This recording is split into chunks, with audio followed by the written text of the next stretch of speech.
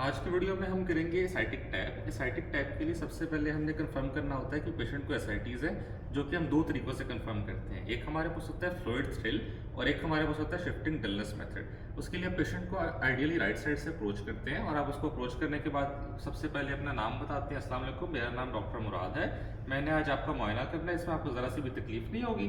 फिर आपको जितना एक्सपोजर चाहिए होता है वो ज़ीफी स्टर्नम से लेके मिड ऑफ थाई तक होता है। वो करवाने के बाद आप करते हैं परकशन। सबसे पहले मैं आपके पास करता हूँ इसमें शिफ्टिंग डलनेस वाला मेथड। शिफ्टिंग डलनेस के लिए हम अम्बलाइकस से स्टार्ट करते हैं परकस करना और हम यहाँ पे आके एक टी बनाते हैं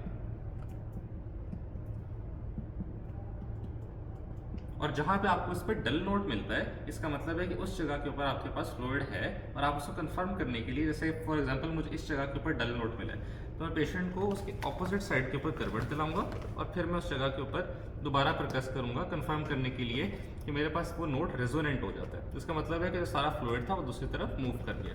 फिर सेकंड मेथड हमारे पास होता है फ्लूइड थ्रिल का। फ्लूइड थ्रिल में हम ये करते हैं कि हम इस तरह दूसरी साइड के ऊपर हाथ रखते हैं लंबर स्पाइन के ऊपर पेशेंट की और इस तरफ से उसको टैप करते हैं, जिससे हमें पता चलता है कि आपके पास फ्लूइड मूव होता हुआ फील होता है। यही आप दूसरी तरफ से भी करते हैं, इस तरह हाथ रखते हैं और आप इस तरह दूसरी तरफ से टैप करते हैं, जिससे आपको पता चलता है कि फ्लूइड मूव हो रहा है। अगर आपके पास बहुत ज़्यादा ओबीस पेशेंट हो तो आप उससे कहते हैं कि अपना एक हाथ को इस तरह रखिए ताकि फैट में कंडक्शन ना हो और फिर आप दोबारा से वही प्रोसीजर फॉलो करते हैं कि एक तरफ हाथ रखते हैं दूसरी तरफ से टैप करते हैं और फिर सेम दूसरी तरफ से एक तरफ हाथ रखते हैं दूसरी तरफ से टैप करते हैं। पेशेंट का हाथ यहाँ दरमियान में होता है। अब जब आपने कंफर्म कर लिया कि पेशेंट को एसाइटीज है तब आपने एसाइटिक टैप करना है। एसाइटिक टैप के लिए जो आपको कंसेंट चाहिए होता है वो रिटन कंसेंट होता है। आप पेशेंट को प्रोसीजर एक्सप्लेन करते हैं, उससे रिटन कंसेंट लेते हैं और उसके बाद फिर आप एसाइटिस स्टार्ट करते हैं।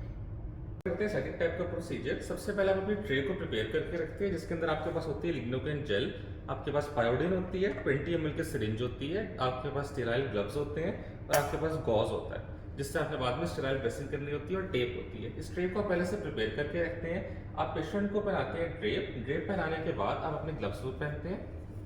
जब आपने ग्लव्स पहन लिए तो आपने अपना जो एरिया होता है वो आइडियली सिलेक्ट करने के बाद पेशेंट को ड्रेप पहनाना होता है। मैंने पेशेंट को ड्रेप पहनाया हुआ है। मैं आपको एरिया बता देता हूँ। जो रेक्टस शीथ होती है उसके लेफ्ट लोअर क्वाड्रेंट में, उसके लिटरली या तो फिर आप राइट लोअर क्वाड्रेंट में, दोनों तरफ परफॉर्म कर सकते हैं एसाइटिक टैप को। जब आपने अपना एरिया सिलेक्ट करके ड्रेप पहना दिया तो फिर आप पायोडीन से उस एरिया को क्लीन करते हैं। या तो आप क्लॉकवाइज जाते हैं या तो फिर आप काउंटर क्लॉकवाइज जाते हैं। उस एरिया को क्लीन करने के बाद आप लिग्नोकेन जेल लेते हैं और लिग्नोकेन जेल से आप उस एरिया के ऊपर लगाते हैं अच्छी तरह ताकि उस एरिया को आप एनेस्थाइज कर दें। ये करने के बाद फिर आप अपनी सिरिंज लेते हैं, 20 ml की सिरिंज होती है आपके पास और आपको उसको इस तरह जो आपने जगह सेलेक्ट की है, लेफ्ट लोअर क्वाड्रेंट मैंने सेलेक्ट की है, वहाँ पर इंसर्ट करते हैं और आपका जो 20 ml फ्लूइड है आप उसको इसमें से एस्पायर करते हैं। 20 ml फ्लूइड को एस्पायर करने के बाद आप नीडल को रिमूव करते हैं और आप नीडल को डिस्कार्ड कर देते हैं। नीडल को डिस्कार्ड करते ही आप यहाँ पे गॉज के साथ स्टेराइल ड्रेसिंग करते हैं और इसको टेप लगा देते हैं साइड।